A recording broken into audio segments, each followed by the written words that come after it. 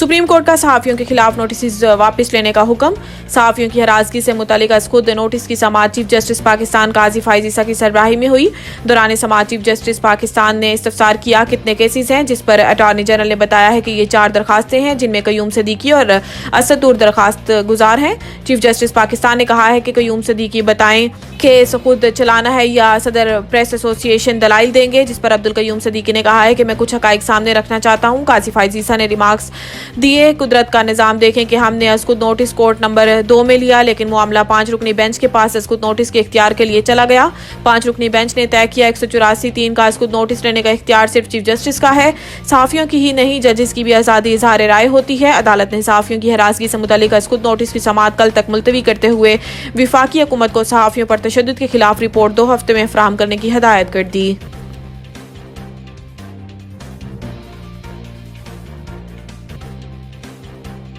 Cipher case में इमरान खान और शाह महमूद कुरैशी का शोर शराबा, कार्रवाई मुअत्तल।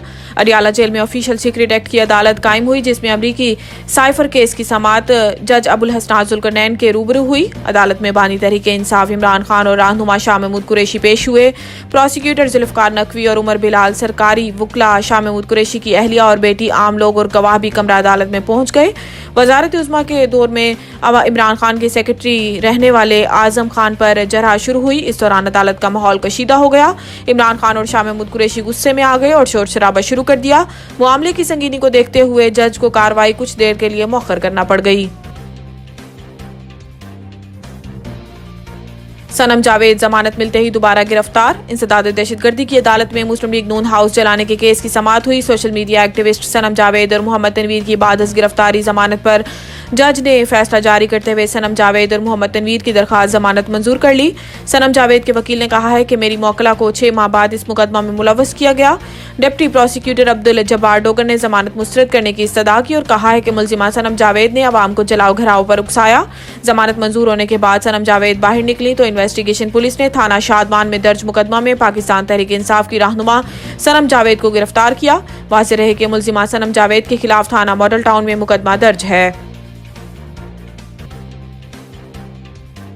फौजी अदालतों में सिविलियंस के ट्रायल की समाअत करने वाला बेंच टूट गया।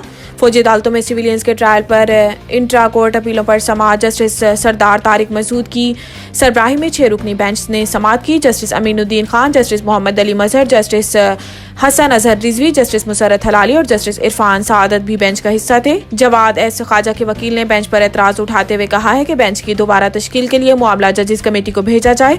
लाहौर बार के वकील हामिद खान ने केस में दलाइल देने की कोशिश की तो जस्टिस सरदार तारिक मसूद ने इन्हें टोकते हुए कहा कि अगर हमने केस सुनना ही नहीं तो दलाइल ना दें। हम पर एतराज उठाया जा रहा है कि मैं केस से अलग हो जाऊं।